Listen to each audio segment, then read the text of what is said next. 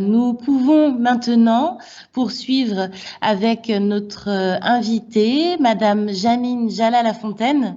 Donc, Madame Janine Jala-Lafontaine est une artiste martiniquaise aux multiples facettes.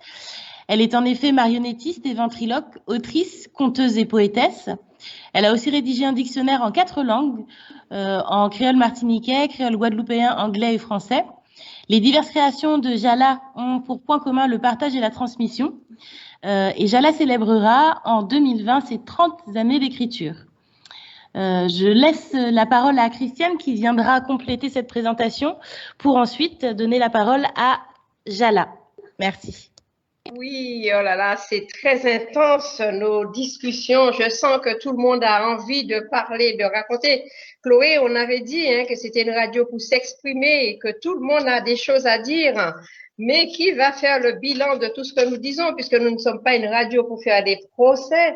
Mais c'est vrai que l'histoire, elle est tellement longue et nos historiens, ils ont tellement de choses à nous dire. Mais ils étaient où? On a l'impression qu'ils sortent de leur ombre, là. Nous les mettons en lumière.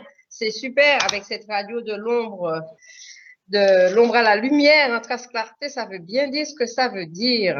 Alors, bien évidemment, Jala, qui est donc notre amie de la Martinique et qui adore le festival, c'est une de nos partenaires la plus fidèle, puisque depuis, Jala est venue à Mont-Solémine en Bourgogne avec les marionnettes. Nous sommes même partis en Suède.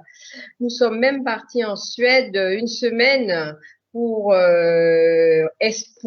présenter notre festival et Jala était avec moi.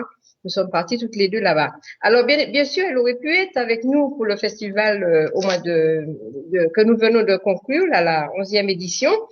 Et évidemment, confinement oblige et grâce à cette radio, nous nous sommes retrouvés malgré tout et ce lien que nous avons créé nous permet de nous exprimer sous l'antenne.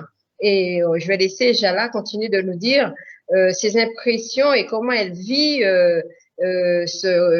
cette commémoration dans le confinement et qu'est-ce qu'elle a fait pendant ce temps. Il me semble que je l'ai vu aussi partager sur les médias. Elle a travaillé aussi, Jala, je crois.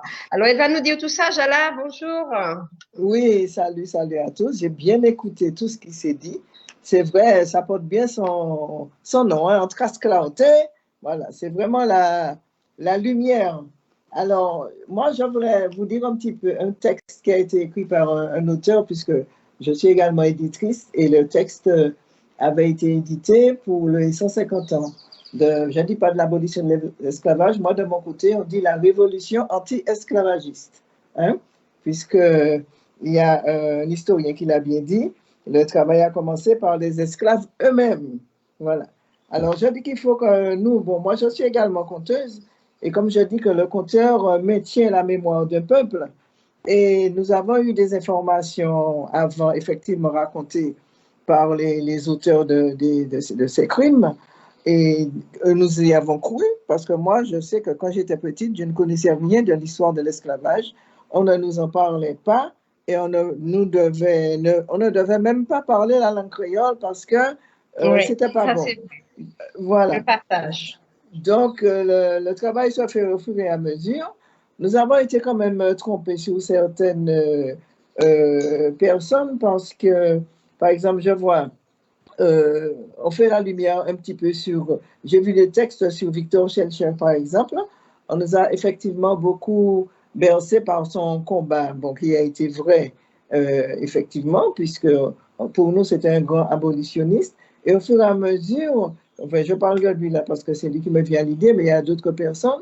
Au fur et à mesure, on comprend que son combat, ce n'était pas seulement pour libérer des esclaves, mais il y avait aussi de la politique et puis des intérêts financiers, alors que nous avons encensé, nous les artistes. Il y a même les chanteurs qui ont fait une grande chanson pour l'abolition de l'esclavage, c'est grâce à Schœlcher, etc. Et puis les autres avaient complètement, par exemple, je vois que Roumain, c'est nous qui parlons maintenant de Roumain, l'esclave sur l'habitation à Saint-Pierre, l'habitation du champ. Donc, au fur et à mesure, il y a des vérités qui font jour, comme tu dis, en trace clarté, des vérités qui viennent. Et nous autres artistes et conteurs, nous devons faire attention à ce que nous devons transmettre. Donc, si nous avons la fausse information, bien, effectivement, on transmet la fausse information. Alors, et bon, il y a un travail qui a commencé. Myriam a très bien parlé, effectivement, de ce qui se passe, le combat avec le MIR et les jeunes qui viennent maintenant, heureusement, parce que d'après Maître Monville, on a encore au moins une vingtaine d'années de procès. Heureusement que nous avons fait des enfants et que nous avons des petits-enfants pour pouvoir continuer le combat. Effectivement, la jeunesse martiniquaise, je suppose que c'est pareil ailleurs, s'implique énormément, surtout aux couleurs du drapeau, effectivement, rouge, vert, noir. Donc, le combat continue.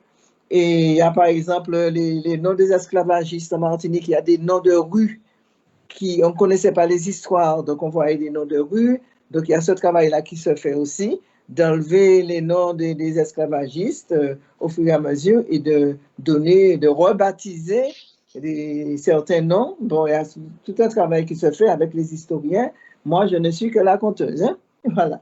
Et puis là, nous continuons à écrire des textes parce qu'on veut inclure Romain dans nos histoires, comme l'a fait avec la bande dessinée de l'invité du festival de l'an dernier, d'ailleurs, qui a créé la savane des esclaves. Oui, j'ai vu aujourd'hui qu'il se passe quelque chose là-haut, oui. Voilà. Chaque personne manifeste à sa manière et de son côté, malgré le confinement. On n'est pas resté silencieux. Et donc, on veut aussi, par exemple, avant, on disait que les trésors des colons, ils faisaient un esclave fouiller la terre, enterrer leur jarre d'or, leur argent, etc. Et puis, comme récompense, l'esclave était tué et enterré aussi dans ce trou-là. Alors, il y a des gens qui disent que sous les grands palmiers, ce qu'on appelle les palmiers royaux, si on voit qu'il y a des fourmis en dessous, c'est qu'il y a une jarre d'or enterrée là. Donc, ça a créé aussi des légendes. Oui, c'est ce que j'allais dire, ce sont des légendes, voilà. Voilà, il y a des légendes qui sont nées. On dit aussi qu'on voit des lumières, mais que ce n'est pas n'importe qui peut aller chercher cette jarre d'or. Il y a des choses à respecter, il y a tout un rituel. Voilà. Et justement, en parlant de rituels, tous les afrodescendants aussi, maintenant, quelquefois, on fait des rituels auprès, comme ils ont fait aujourd'hui, avec la lumière, avec l'eau, etc., pour l'apaisement des âmes. Quelquefois, ils jettent des gerbes aussi dans la mer, puisque la mer, c'était aussi un lieu de souffrance. On disait que les Martiniquais n'aimaient pas la mer, mais il fallait savoir qu'il y avait un travail à faire, de se réapproprier cette chose naturelle qui est la mer. Mais nous avons comment dire ça, il y a des esclaves qui ont été jetés à la mer, qui n'ont même pas foulé le sol aux Antilles. Donc tout cela, il fallait faire un certain travail pour pouvoir se réapproprier tout ce qu'il y a autour de nous. Voilà un petit peu mon intervention d'aujourd'hui. Oui, c'est formidable, Jala. Aujourd'hui, tu ne participes pas aux manifestations au pays? Je regarde, je suis avec vous, pour moi, je participe. D'accord, oui, d'accord. Et dans le confinement, oui, il y a il y a une santé assez fragile. Donc, moi, je fabrique des masques rouges, verts, noirs.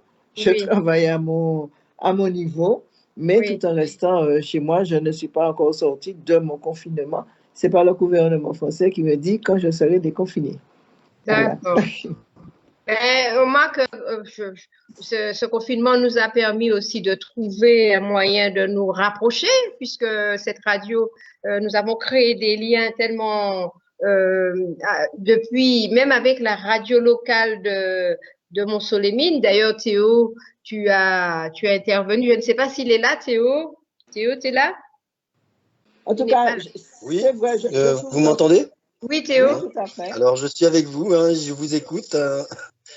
Alors oui, tu me rappelles cette semaine, cette émission qu'on a publiée sur notre page Facebook, Contraste Clarté, c'est l'émission avec Anime Event, la radio, et c'était très intéressant de pouvoir écouter comment les événements se déroulaient en Saône-et-Loire et comment les radios, les médias, ben justement, en parlaient. Et l'animateur, Laurent Bilbil, que j'ai connu par la même occasion à cette émission, je le remercie encore de nous avoir invités à intervenir à cette émission.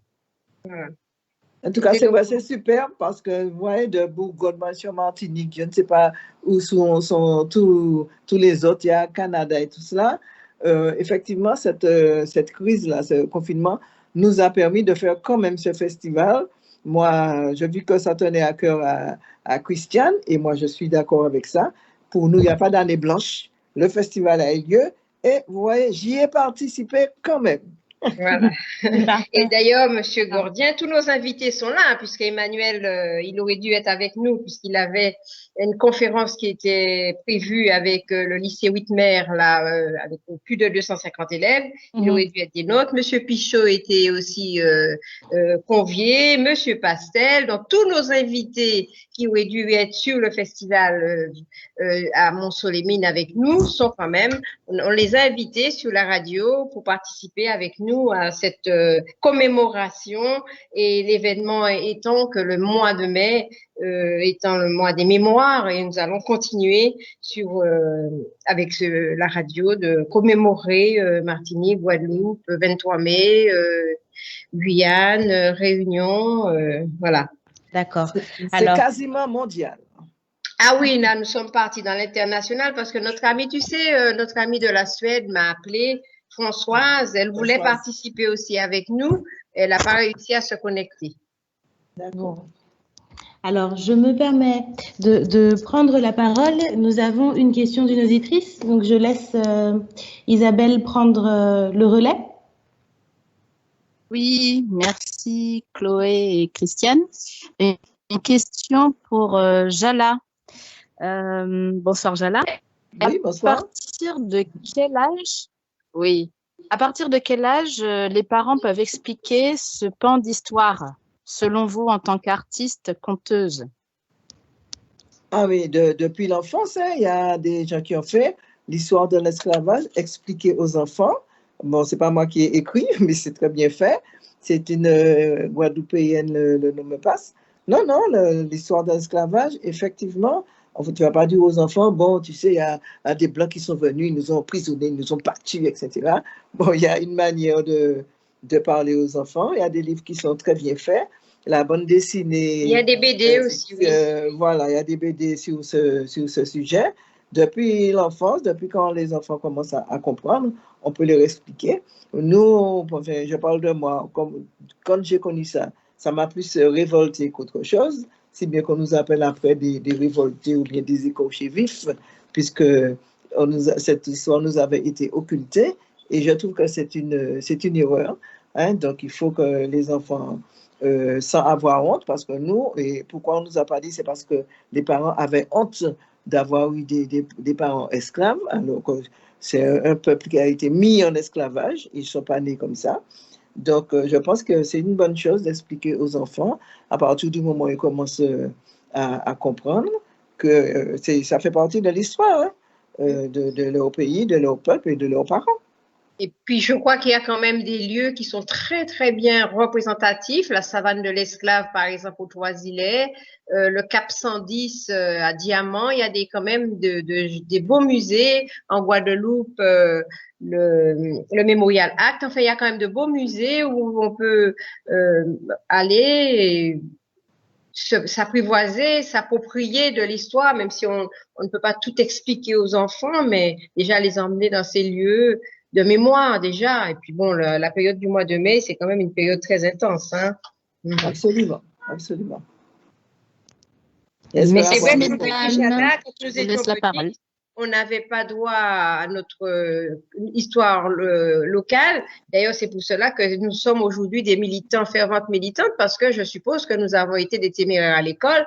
Moi, quand on me disait il faut parler français, mon pâté connaître, c'est créole, moi t'es qu'à parler. Donc, t'es qu'à mettre moins dire chaque fois parce que moi qu'à parler créole, mais moi j'avais envie de parler ma langue, tout simplement. Voilà. Donc, mais c'est pour cela aussi. Tu as dit que j'ai fait le livre le Dico, effectivement, il est en 4 langues.